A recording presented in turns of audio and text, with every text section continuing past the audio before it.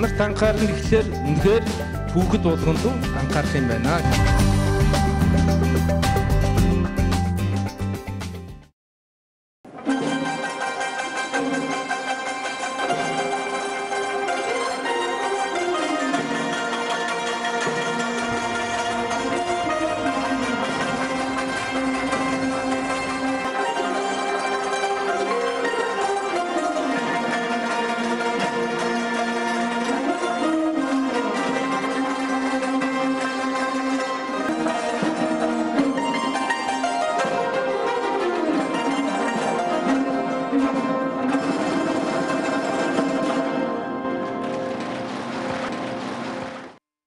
Шинжлэлийн засгийн газар байгуулагдаад хэдийн 100 хоногтойгоо золгочихлоо. Энэ хугацаанд шинжлэгчид маш олон зүйлийг шинээр эхлүүлж чадсан юм а.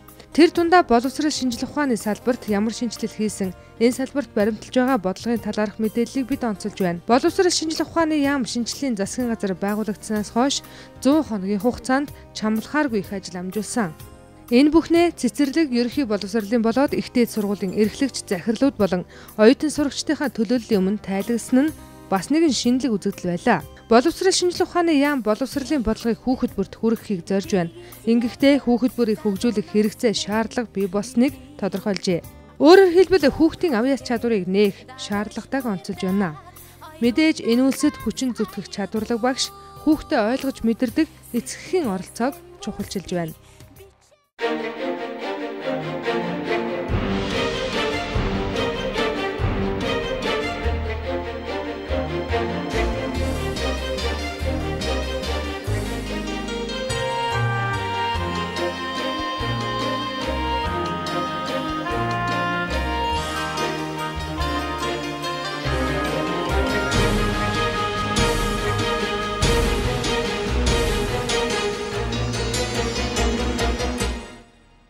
Боловсрол шинжилгээ ухааны яам салбарын чанарын шинжилгээ хийхийн тулд тэргүүлэх 4 чиглэлээ тодорхойлсон байна.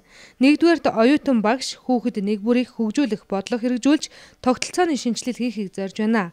Хоёрдугаарт боловсролын чанар хүртээмж, өрсөлдөх ур чадварыг сайжруулах, насан туршийн боловсролын тогтолцоог бүрдүүлэхийг зорж байна. Харин гуравдугаарт шинжилгээ ухааны технологийн үйл ажиллагааны чанар өргөөжийг дээшлүүлэх ёстой гэж үзэж байна. Дөрөвдүгээрт боловсрол шинжилгээ ухааны салбарын менежмент, эдийн засаг, санхүү, хөрөнгө оруулалтын бодлогыг шинжлэхийг зорж байна. Боловсрол шинжилгээ ухааны яам засгийн газрын мөрийн хөтөлбөрийн дагуу 2012-оос 2016 онд дээрх тэргүүлэх 4 чиглэлээ хэрэгжүүлэх бодлого зорилтоо тодорхойлон гарын авлага байдлаар хэвлэн 21 аймаг 365 сум нийслэл дүүргийн сургууль цэцэрлэг бүрт хүргүүлсэн байна. Ингээд зогсохгүй чанарын шинжиллийн бодлогыг хэрхэн амжилттай хэрэгжүүлэх вэ сэдвт үндэсний хилцүүлэг зохион байгуулжээ. Шинжлэлийн засгийн газар 100 өдөр юу амжуулав?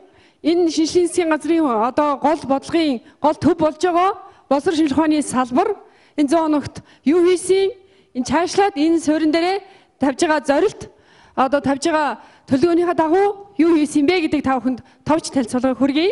Чанарын шинжилгээ хийх бодлого бол зан чанар хандлагыг төлөвшүүлэх, мэдлэг эзэмших, чадвараа хөгжүүлэх гэсэн энэ 3 үндсэн суурийн тэнцвэрийг хадгалж төлөвсөн хувь хүн өрсөлдөх чадвартай хүний нөөц аж аргалтай гэр бүлийг дэмжих үүрэгтэй юм а гэдэг гол тодорхойлтыг бид хүн тодорхойлсон. За шинжилгээ ухааны салбарт бол зах зээлийн эрэлт хэрэгцээний чанарын хувьсэлд суурилсан удирдлага, санхүүжилтийн уран шигтэй тогтолцоог төлөвшүүлэн боловсрол шинжилгээ ухааны цогц хамтын ажиллагааг дэмжихэд чиглэгдэнэ гэж тодорхойлж байгаа. За бид бүхний хувьд бол энэ шинжилгээний гол үзэл санаагаа хүмүүлэх багаасаа хөлөг болох унаанасаа буюу хүүхэд бүрт хичээл зааж сурах гэдэг ойлголтоос илүү өөрийн гэсэн сонирхолтой, хичээл их чадвартай, ном унших хүсэлтэй, өөртөө итгэлтэй, амьдралын төлөө зүтгэсэн ийм одоо бодиттой боловсролыг олгож хүүхдэдээ олгож энэ бүхэл зүйлд эцэг эхчүүд сургууль хамтын ажиллагааг хамтран харилцах оролцоог хөгжүүлээ гэдэг ийм үзэл санааны үндсэн дээр боловсруулсан. За шинжилгээний гол чанарын шинжилгээний тогтолцоо нь бол энэ боловсрол шинжилгээ ухааны салбар гэдэг бол хүний төлөө тэднийг дэмжин хөгжүүлэх агуулгаар хүмүүлэг үйлчлэгээ үзүүлэхэд гол одоо зорж насан туршийн боловсролын тогтолцоо хөгжлийг бодиттой болгоё гэж зорж байгаа. За 100 Монгол хүн төлөвшөх үйл явцыг зөвхөн сургуулиар биш, бие хүний төлөвшөл, гэр бүлийн төлөвшөл эргээд одоо нийгмийн төлөвшлийн харилцан хамааралд авч үзнэ гэж байгаа. Инхээр энэ боловсролын шинжилгээ ухааны салбарын чанарын шинжилгээ гэдэг бол зөвхөн нэг хэсэг бүлэг хүмүүсийн биш, манай салбарынхны биш, энэ үндэсний бүх хүний бүх салбарын хамтран хийх гол үндсэн зорилго юм. Боловсрол шинжилгээ ухааны яамнаас хүүхэд рүү чиглэсэн олон бүтээлч ажлаа эхлүүлээд байгаамаа. Хүүхэд бүрийг хөгжүүлэх бага боловсролын технологи, арга зүй, сургалтын хөтөлбөр боловсруулсан.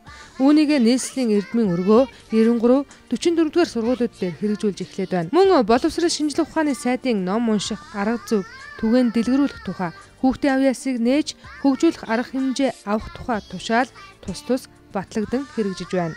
Авьяас хөтөлбөрийн хүрээнд судалгааны баг, зөвлөх баг 21 авьяасны сургалтын баг байгуулагдсан. Сургууль нэг бүр өөрийн туршлага, давуу талд суурлан төлөвлөгөө зорилтоо тодорхойлоод байгаамаа. За ингээ хүүхэд өрөөхийг хөгжүүлэх гэдэг нь зорилгын хувьд бол хүүхэд өрийн онцлогийг тусгасан, агуулгын хувьд бол хүүхдийн сонголтыг харгалзаж үзсэн, арга зүй хэрэглэгдэхүйн хувьд хүүхэд бүрийн сонирхлыг татахыц энэ сургалтын хэрэглэгдэхүйн үнэлгээ арга зүй байх ёстой маа. Ингэснээр дамжуулаад хүүхдэд өөртөө итгэлийг төрүүлдэг энэ боловсролын хөтөлбөр агуулга авах ёстой гэж зорж байгаа. За хүүхэд суралцсан гэдэг нь мэдлэг эзэмших үйл явц мэдлэгийг өөртөө бүтээх, загас барьж өөх аргын зааж өгдөг тийм барьж өгсөөсөө илүү аргын зааж өгдөг. Тэгвэл бид хүн боловсролоор дамжуулаад тэр аргаа хайдаг хүмүүсийг бодтой бий болгоё гэж зорж байгаамаа. За ингээ хүүхэд өрийг хөгжүүлнэ гэдэг бол сургуулийн өмнөх боловсрол бага, дунд, ахлах мөн дээд боловсролын хүрээнд бүхэл зүйлийг бодтой хийнэ гэж зорж байгаа. Ер нь бол сурч чаддаггүй, толгоомуудаа тэнэх хүүхэд гэж байхгүй. Хамгийн гол нь хүүхдийг сургаж чаддаг, тэднийг ойлгодог багш эцэг эхчүүдийг бэлтгэх хэрэгтэйг салбарын сайд онцолсон. Хүүхдийг хөгжүүлэх, тэднийг ойлгож мэдэрч чадвал Монголын ирээдүй болсон хүүхдүүд чадваржнаа хэмээн ган төмөр сайд онцолж байна. Энэ хүүхэд болгоныг хөгжүүлэх гол хэрэгсэл бол багшид итгэл өгөх гэж. Багшид итгэл өгье. Багшид итгэл өгөхөөр дамжуулаад юу хийгдэх вэ гэхээр цагийн хатуу хуваараас багшийг бол чөлөөлж өгье. Багш хүүхэд хоёр бол харилцсан хүүхэд хэн бэ гэдэг дээр үндэслээд тухайн сургалтын программыг хэрэгжүүлэх төлөвлөгөө бол тухайн хүүхдээс шалтгаалж тухайн багшийн арга хэрэгслээс шалтгаалаад гарч ирэх учиртай байна. Учиртай. Өнөөдөр хүнд нөхцөл байдалд очисон үндсэн шалтгаан бол 1000 хүүхдийг нэг хүүхэд гэж харсан. 1000 багшийг нэг багш гэж харсан. Нэг багш нэг хүүхдэд зориулсан программыг зохиогоод хүлээлгэж өгсөн. Энэ программын дагуу заавал явах учиртай гэдэг ийм хатуу графикта байгаад л гол асуудал. Тийм учраас бид бол энэ бодлогын анхны хийж байгаа тэр 93 гэж байгаа 44 эрдмийн өргөө зогсолбор энэ хийж байгаа алхмууд бол чөлөөлөлтүүд эхэлж байгаа. Одоо бид дараагийн алхам юу хийх вэ гэхээр сургууль болгон дээр энэ бодлогын хэлэлцүүлэг явсан байх ёстой. Энэ бодлогын хэлэлцүүлгийн үр дүнд сургуулиуд саналаа ирүүлнэ гэж харж байгаа. Сургуулиудын ирсэн санал дээр үндэслээд бид нар бодлогын чөлөөтэй ажиллах тэр боломжийг бид бодлогоор өгөөд явах юм аа. Багш болгонд би хичээлээ энэ хүүхдэд нэг ингээ заачих юмсан гэсэн хүсэл байдаг юм байна. Багш болгонд надад боломж байсан бол би нэг ийм арга хэрэгжилчих юмсан гэсэн мөрөөдөл байдаг юм. Тийм учраас бид бол багшид итгэдэг, сургуульд итгэдэг, багшид боломж олгосон, сургуульд боломж олгосон тэр нөхцөл байдал руу одоо шилжих гэж байгаамаа. Шилжих гэж байгаа. Сая би Увс аймагт ажилласан, Ховд аймагт ажилласан. Ховд Увсын багш нартай уулзсан. Аймгийн төвийн багш нартай уулзсан. Энэ ажлынхаа тайлан хүргэсэн, бодлогоо ярьсан. Багш нар бол үнэхээр халуун дотноор хүлээж авч байгаа. Энэ бол зөв юм аа. Ингэж явах нь бол одоо цаг алдахгүй энэ сургуулийг илүү эрх чөлөөтэй болгож, багшийг илүү эрх чөлөөтэй болгож, хүүхэд төвтэй сургалт руу бид одоо хурдтайгаар шилжих цаг нь болсон гэж хэлж байгаа. За цэцэрлэгүүдээр явсан. Гэр цэцэрлэгээр орсон. Тэр цэцэрлэг Сүхбат гэж хүү байсан. 4 настай. Тэгээд тэр хүү надад гайхамшигтай дуу дуулж өгсөн. 4 настай хүүхдийн бүр би лав сонсож байгаагүй тийм дууг дуулж өгсөн. Тэгээд энэ ямар учиртай хүүхд вэ гэсэн багш нь мундаг авьяастай сайхан хүүхд байгаамаа гэд. Тэгээд ямар амьдралтай хүүхэд вэ гэдээ асуугаад тэр хүү бол эмээтэйгээ амьдардаг. Эмээ нь дуучна. Тэгээд яг бидний энэ хийж байгаа хүүхэд төвтэй гэдэг асуудал бол тэнд нотлогдож байгаа юм л. Намайг хүүхэд байхад бол тэр болдог байжээ. Энд байгаа олон хүнийг хүүхэд байхад тийм боломж бол байсан. Ягаад гэвэл бидэнд гэр телевизэр байгаагүй. Аредо байгаагүй. Компьютер байгаагүй. Комикс ном байгаагүй. Сонирхолтой юм баг байгаагүй. Харин сургууль дээр яваад очиход багшийн яриа бол сонирхолтой байсан. Бидэнд тоож юм ярьдаг том хүнч байгаагүй шүү дээ. Тийм учраас багш ингээд ярьж байгаа нь өөрөө их сонирхолтой учраас хүүхдүүд зөвхөн багшийн хичээл зааж байгаа тэр процессд бол маш амархан ордог. Орчин үеийн хүүхдүүд үгүй.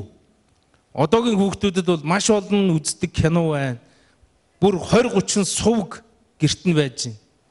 Зөндөө их компьютер тоглоом байна. Яаж багш хүүхдүүдийн сонирхлыг татах вэ? Яаж багш хүүхдүүдийг хооронд нь харилцаанд оруулах вэ гэдэг л манай гол арга зүйн технологийн шинжилгээний гол цөм нь бол тэндээ. Бидний өнөөдрийн хийх ажил бол үнэхээр тодорхой болсон байна. Бид олон жил энийг хүсчүүлж ийсэн. Өөрөөр хэлэх юм бол бид нар өмнө нь юу хийж исэн бэхээр бүх хүүхдийг яг адилхан гэж үзээд бүх хүүхдэд нэг сурах хүчээр тэгээд нэлээд агуулга буюу судлагдсан төвлөрөлтөй ийм сургалтыг явуулж ирсэн. Өөрөөр хэлэх юм бол багш нар маань олон их хэмжээний агуулга төөгдөөд нөгөө агуулгыг л багтааж заахаа бодохоос биш тухайн хүүхдээр ямар өөрчлөлт гарч ийн, яаж хөгжиж ийн, яаж өөрчлөгдөж ийн гэдгийг баримжаалагч завгүй явсан. Тийм учраас жижүүрийн хэдэн хүүхдээ. За энэ хүүхдээ ийм онцлогтой гэсэн нэг хэдэн жижүүрийн хүүхдээ тэрийг хүүхдийнхаа тодорхойлолтон дээр бичдэг. За энэ байдлыг одоо бид нар үндсээр нь өөрчлөх гэж байна. Өөрөөр хэлэх юм бол хүүхдийг сургалтынхаа төвд авчир тавиад хүүхдийн хөгжлийг дагаж бусад бүх ажлууд хийх гэж байна. Хүүхдэд дагаж багш хөгжих гэж байна. Хүүхдэд дагаж агуулга хөтөлбөр арга зүй технологи нь хөгжих гэж байна. Хүүхдэд дагаж сургууль нь хөгжих гэж байна. Тийм учраас багш ажлынхаа байранд өөрийгөө хөгжүүлэх, ажлынхаа байранд бас өөрийнхөө мэдлэг боловсролыг дээшлүүлэх түүн дээр нэмэгдээд хийсэн ажлынхаа үр дүнгээр бас талин хангамж өөрийнх нь амьдралын чанарын асуудал яригдах гэж шиг байна. Бүх хэмиг өөрөөсөө эхлэе гэж үнэхээр дээдийн номлол цагаалын ухаан хэмээх сургаал зааснаар улдаж тамирчсан ч унаа гоохгүй, улаан нүцгэрсэн ч хувцас гоохгүй, ундаасаж ядарсан ч идэж гоохгүй, унтаж хэвтмээр байсан ч ор гоохгүй, учир нь багш хүн шунах ёсгүй гэж. Тэгэхээр өнөөдөр зөв Монгол хүүхдийн тухай ярьж байгаа бол зөв Монгол багш, зөв Монгол эрдэмтдийн тухай бас бид бүгд бодох ийм цаг ирсэн байна. Тэгэхээр энэ нөхцөл бодох нөхцөлийг бүрдүүлж өгсөнд бас их баярлж байна. Тэгээд хийх боломж ирээдүй бол биднийг хүлээж байна гэж бодож байна. Энэ бүх яриад байгааг хэрэгжүүлэхэд ганц л юм байдаг. Энэ хүн байхыг л шаарддаг. Нэг нь багш гэдэг орон тоон дээр, нөгөөх нь сурагч оюутан гэдэг орон тоон дээр биш. Бид бүгдээрээ бие биенээ хүн гэсэн нүдээр харах юм бол энэ хэрэгжихэд тийм ч хол биш, тийм ч хэцүү биш гэдгийг л би өөрийн эдис болгоноор мэдэрсний хувьд хэлэх байна.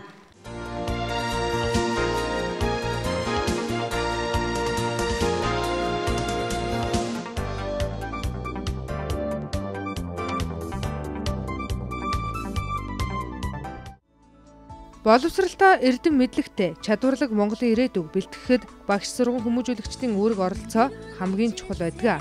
Энэ утгаараа ч боловсрал шинжилгээ ухааны яамнаас багшийн хөгжил хөтөлбөрийг баталсан. Хөтөлбөрийн хүрээнд 21 аймагт 105 багш хүүхэд бүрийг хөгжүүлэхэд чиглэсэн багшлах арга зүйд тулгамдж байгаа асуудлыг судлах, шийдвэрлэх арга замыг сонгох, ажлын байран дээр багш хөгжих боломжийг бүрдүүлэхээр ажиллаж байна. Боловсрал шинжилгээ ухааны яамныхан хүүхдийг хөгжлийн гараа гэж тодорхойлсон нь багш нарт ч таалагдсан юм. Гэр бүл эцэг их сургууль багш нар сурагч гэдэг 3 хэмжээст энэ субъектуудын хамтын үйл ажиллагааг шинжилхийн тулд ерөөсөн тодорхой чиг хандлагатай болгомоор байна. Тэр чиг хандлагатай болгохын тулд яах юм бэ гэвэл бидэнд өнөөдрийн хэрэгцээ бол хамтын үйл ажиллагааны жишг буюу стандарт гэж нэрлэх юм уу? Ер нь хамтын үйл ажиллагааны гэрээч гэж нэрлэх юм уу? Ерөөсөн тэр хамтын үйл ажиллагааны чиг баримтаа болсон үндэсний хэмжээний баримт бичгийн асуудлыг тэм дагаврыг бүтээх үйлсийг та бодлогоор дэмжиж өгөөч гэж хэлмээр. Сургуулийн өмнөх боловсролын хувьд бол үзэл баримтлал гэж ерөөсөө тодорхой юм байхгүй байгаа юм.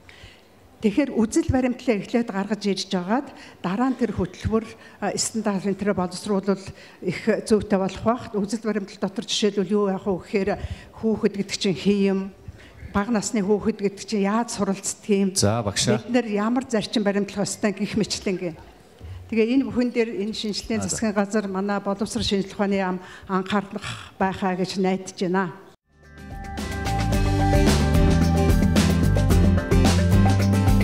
Чанарт анхаарна гэхлээр үнэхээр хүүхэд болгонд анхаарах юм байна.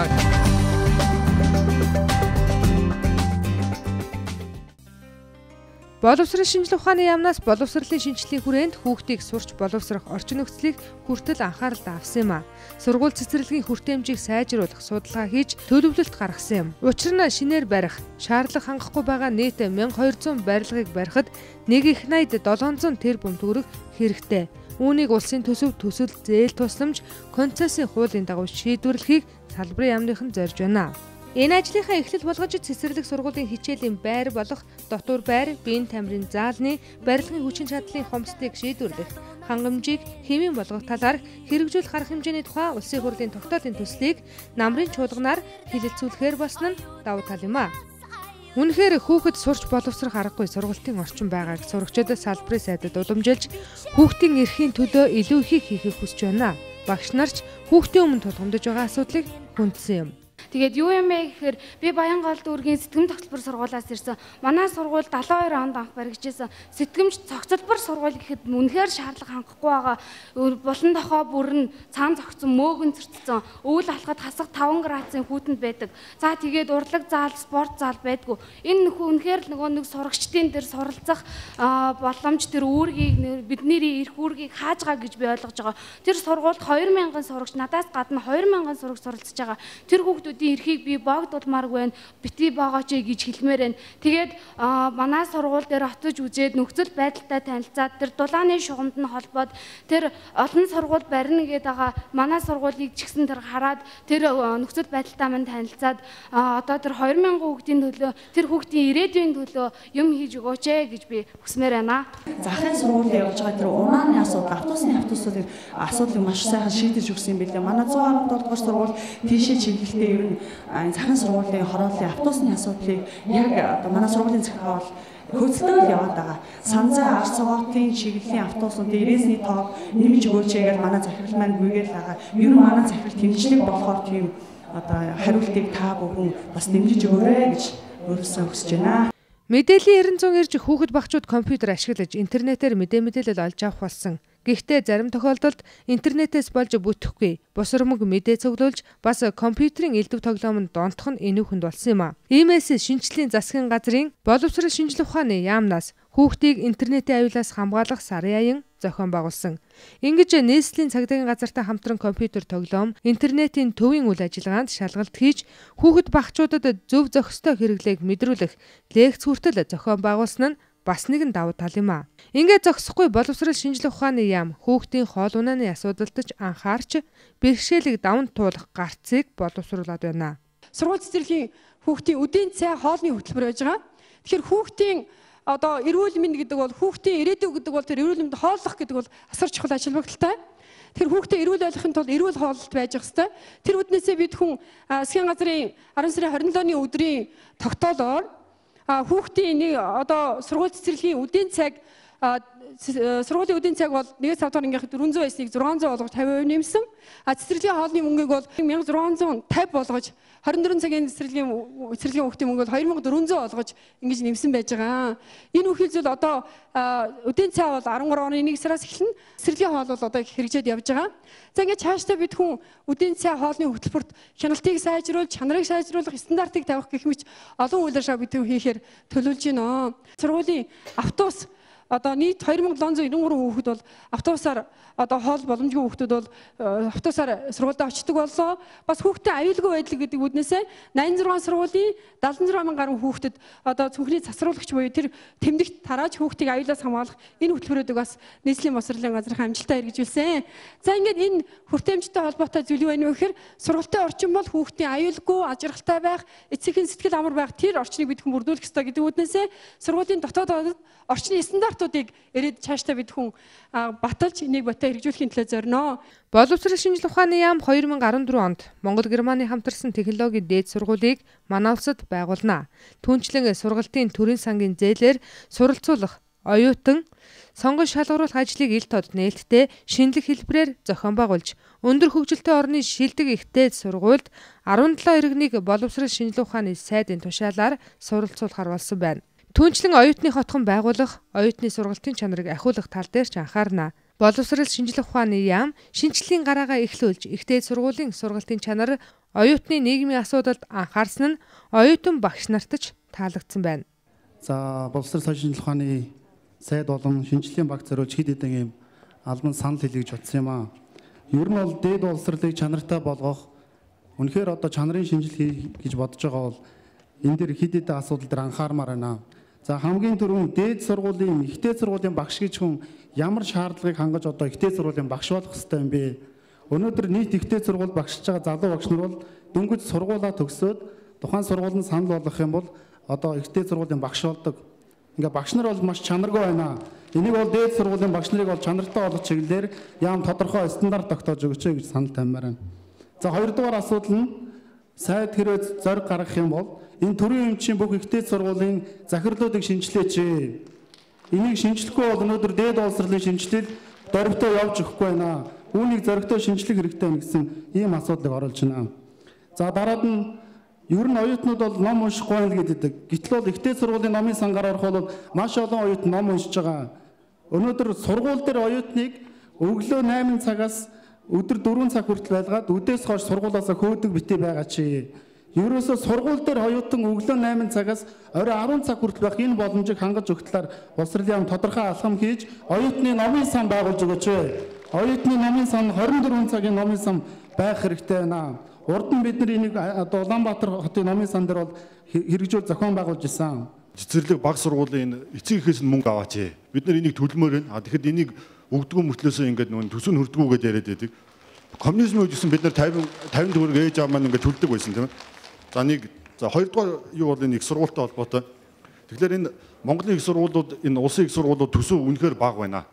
Энэ Нагуягийн их сургуультай ингээд чинь харьцуулахад Нагуя бол 1.2 тэрбум төгрөгийн төсөвтэй. Тэгээд энтэй харьцуулахад манайх 60 дахин хямдхан байна. Тэгэхээр 60 дахин хямдхан төсөөр бид нар хүүхдүүдэд юу өгөх вэ тийм ээ?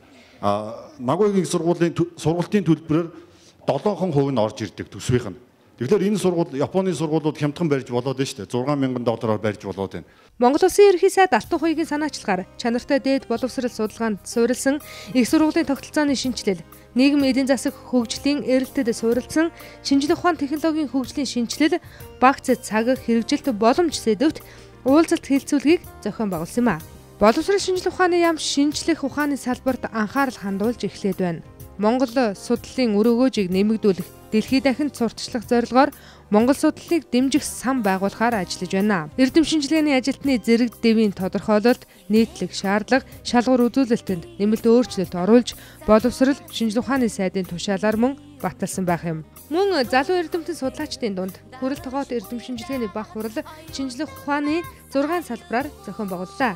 Энэ ажил нь их сургууль, эрдэм шинжилгээний байгууллагын хүний нөөцийг чадваржуулах, эрдэмтдийн залгамж халааг бэлтгэх, залуу судлаачдын судалгааны ажлыг чанаржуулах зэрэгт үр нөлөө үзүүлэх юм а. Үнэхээр одоо энэ эрдэмтэд мэргэд гэдэг бол монголчуудын дархлаа, монголчуудын амин сүнс, одоо Монголыг мэдлэг үйлдвэрлэдэг одоо үнэхээр чухал хүмүүс ээ. Энэ хүмүүсийг л бид нар хадгалж, хамгаалж, хөгжүүлж, үржүүлж, залуу үеийг нь бэлдэж ингэж явах нь бол мэдээж төрийн үүрэг. Тэгэхдээ нөгөө талдаа бас эрдэмтэн та өөрөө чадaltaй хүн гэдгээ мартаж болохгүй. Энийг л бас хэлмээр байна. Танд бол бүх төрлийн чадвар байна. Нэг дутагдал анзаарч байгаа нь ганцаараа гүйж очиж компаниудад худалдагддаг байдал бол харагдаж байна. Ингэх юм бол хямдарнаа, үн уннаа, хүрээлэнний нэр хүнд бол алга болно. Тэм учраас бол илүү дүрмэн сайн, илүү чадвартай байх шаардлага байна. Нэмж хэлэхэд боловсрол шинжлэх ухааны яам олон нийтэд харилцах албыг шинээр нээсэн. Ингээд иргэдээс утсаар, факсаар, цаасаар санал гомдол, мэдээлэл хүсэлтийг нь хүлээн авч шийдвэрлсэн байна. Түүнчлэн боловсролын чанарын шинжилэлд оруулах санал хүлээж авах зорилго бүхий 12 TGS дугаар ажиллуулсан юм. Дээр нь шинжилгээний засгийн газрын 1111 тусгай дугаар цахим хуудасаар салбарынхаа ажилтай холбоотой 538 иргэний санал хүсэлт гомдол ирсний 534 буюу 90.5%-ийг эцэслэн шийдвэрлсэн байна. За эцэст нь ганц төмөр сайд боловсролын салбар архигүй, авилгагүй, аргалахгүй байх ёстойг санууллаа. Ийм 3 аагаас салж нэр хүндээ цэвэрлэж нийгмийн сайн сайхан үйлсэд бодит хувь нэмрээ оруулан эерэг уур амьсгал бий болгох цаг болсныг онцгойлон анхааруулсан юм а. Манай боловсролын салбараас бол нэг 3 юм бол зайлшгүй алга болох хэрэгтэй. Энэ бол сургуулийн орчинд архитектыг бол тассан зогсооно. Сургууль дотор архи задлж болохгүй. Сургууль дотор архи уусан байж болохгүй. Энэ бол ихтэй сургуульд адилхан яригдэн шүү. Ихтэй сургуулийн оюутны байран дээр адилхан яригдэн шүү. Бид бол одооноос хагас жилийн хугацаанд анхааруулга өгнө. Их сургуулийн оюутны байран дотор согтуу байх юм бол хөөн шүү. Тийм учраас хагас жилийн дотор энэ анхааруулга өгнө. Тэр хооронд суралццгаа, архи уудгүй болцгоо. Ингээд хагас жилийн дараанаас үнэхээр та оюутны байранд архи уух юм бол хөөгднө. Багш нарт бас сургууль дээр ямар нэгэн баяр тэмдэглэхдээ сургуулийн дотор талд архи задлахгүй.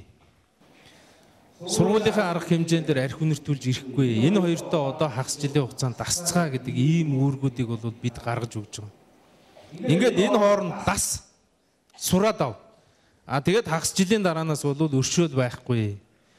Үнэхээр энэ салбар өөрөө ариун нандин бай. Монголчуудын үнэхээр одоо хоёр дахь арилгыг гэж байгаа зүйл бол авилгал, шан харамж гэж хэлж болно. Энийг л бид одоо тассан зогсоох хэрэгтэй. Ямар нэгэн хэлбэрээр ямар нэгэн бэлэг авахаа одоо зогсооно. Би 9 сарын 1-ээс хойш багуугаар дуграад байгаа. Энэ ажил бол хийгдэн шүү. Хийгдэн шүү. Багш нарын ёс зүйн дүрмийг шинчилж батлагдахад энэ асуудал бол маш тодорхой орно. Маш тодорхой орно. Багш хүн өөрийн сурагч болоод өөрийн яг одоо зааж байгаа шавнараас арга ирээс нь бэлэг авахыг хатуу ориглоно. Жижиг сажиг набор ганц хоёр цэцэгнээс болоод хавтгаада салбарын нэр хүндийг унгамааргүй байна.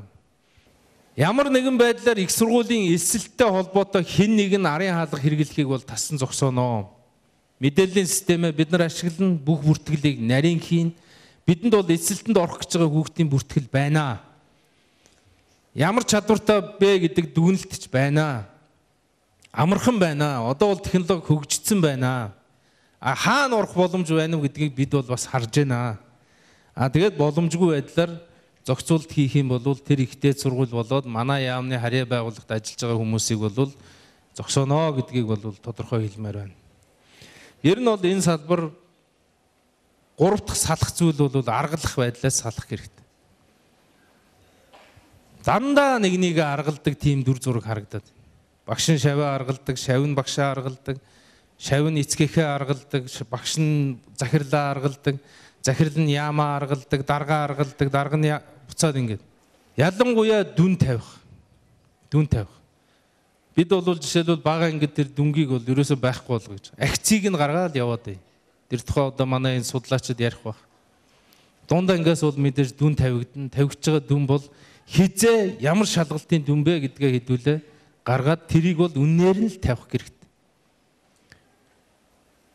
Харин ч багш нар хүүхдүүдийнхээ үнэлгээ дүгнэлтийг үнээр нь өгснийхэн төлөө урамшууллыг нэмдэг тийм тогтолцоог бид нар бий болгоё гэж.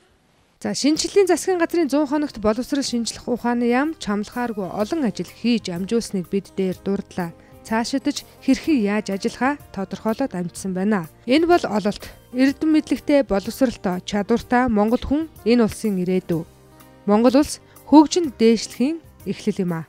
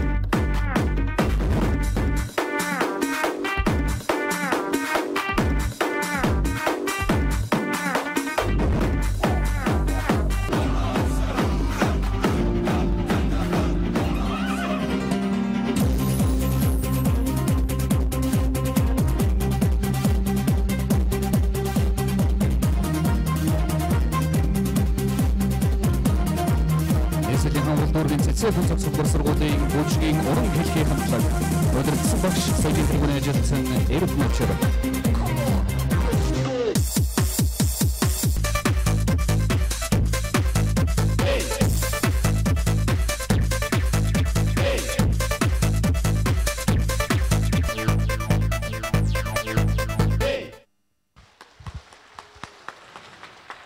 Хүүхдүүдийн сайн сайхан амьдралын төлөө энэхүү бид бүхэн цаг минут өдөр жилээр зогсолтгүйгээр урагшлах ёстой юм аа.